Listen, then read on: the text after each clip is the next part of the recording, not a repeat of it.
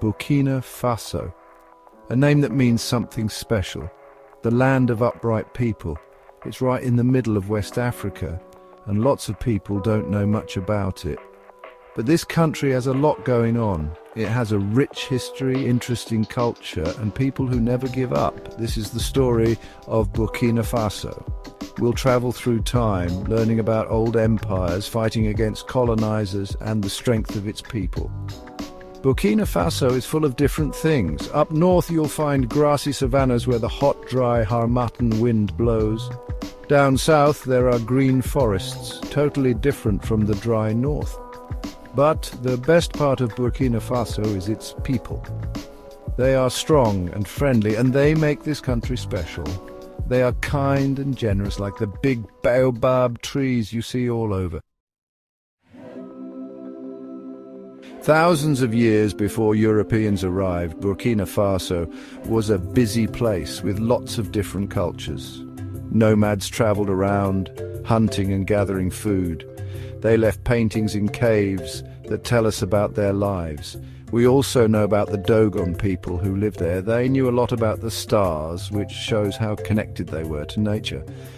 Then came the Mossi people. Starting in the 1100s, they built powerful kingdoms that lasted for hundreds of years. Imagine their amazing cities with big walls. They were centers for trade and learning. You could hear drums playing, telling the stories of their ancestors.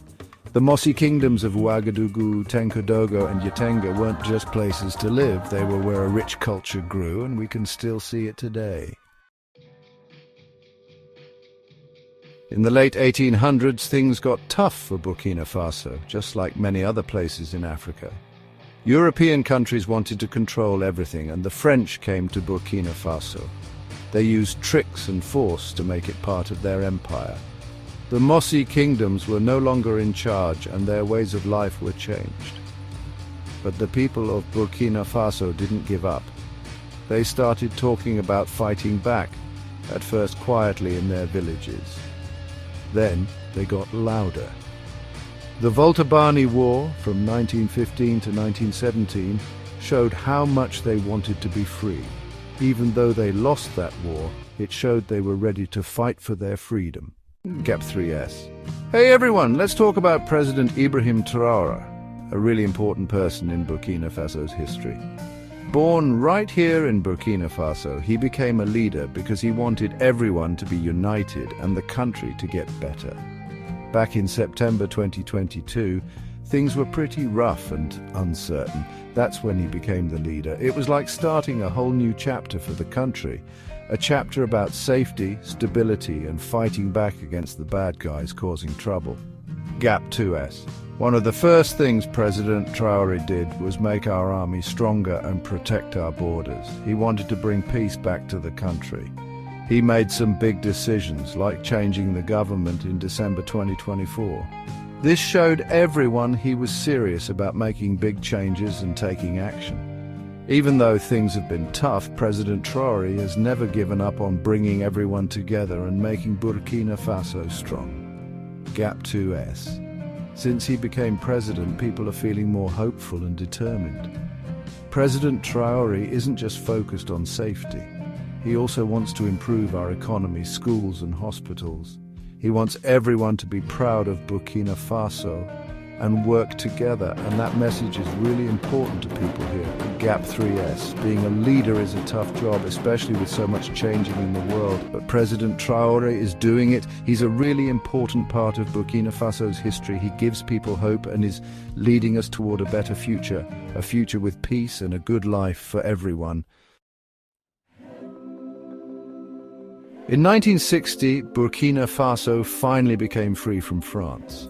Everyone was hopeful about the future, but things were still hard. Because of the French, the government wasn't very strong.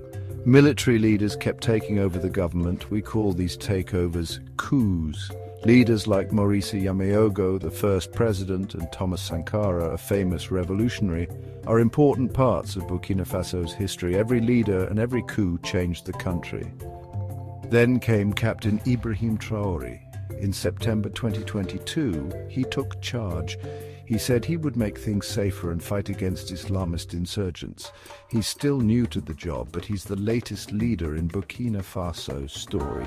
He even dissolved the government in December 2024, which shows he wants to make big changes. Burkina Faso has many different cultures, languages, beliefs and traditions. It's a place where old and new ways of life are mixed together. You can still see ancient traditions even in the busy cities. There are over 60 different ethnic groups, each with its own language, customs and traditions. Think about how Moor, the most common language, sounds mixed with French, the language left over from French rule. But language is just one part of the culture. Religion is important too. Islam, Christianity, and traditional African religions all exist together peacefully. This shows how much people respect each other's beliefs. You might see a mosque, a church, and a sacred forest all next to each other. That's what makes Burkina Faso so special. Music and art are everywhere in Burkina Faso, showing how creative its people are. Music is super important, whether people are happy or sad. From the djembe drums to the kora, music brings everyone together. And don't forget the festivals Burkina Faso loves to celebrate. FESPACO, a big film festival, brings people from all over Africa and the world to Ouagadougou. But art isn't just in the cities. In small villages, people make beautiful crafts like woven cloth, colorful masks and pottery. These crafts tell stories that are hard to put into words. To really get to know Burkina Faso, you need to see it all, from the busy cities to the beautiful countryside. Ouagadougou, the capital city, is a mix of everything. It has modern buildings and traditional markets. It's where old and new meet. You can visit the Moronaba Palace, where the Mossi Emperor lives, and see what life was like long ago. You can also go to the Grand Marché, a huge market with lots of colors, smells and sounds. And when the sun goes down, you can eat delicious Burkinabe food outside at a restaurant. But there's more to Burkina Faso than just Ouagadougou. Bobo Dioulasso is the second biggest city, and it's very relaxed. You can see the Grand Mosque there. If you like adventure, the Sindhu Peaks are great for hiking. And don't miss the Nazinga Game Ranch, where you can see elephants, antelopes and lots of birds. Burkina Faso has problems like many countries in the Sahel region. There is violence from extremist groups, which is a big worry.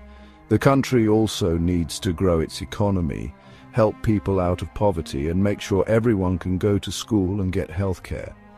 But even with these problems, the people of Burkina Faso don't give up.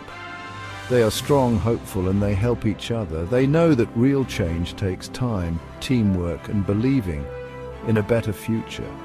Burkina Faso is hard to describe in just a few words. It's a mix of old and new, easy times and hard times. It's a country that you should learn about and visit. It has an amazing culture, strong people, and you will feel very welcome there. Come and see Burkina Faso. You won't regret it.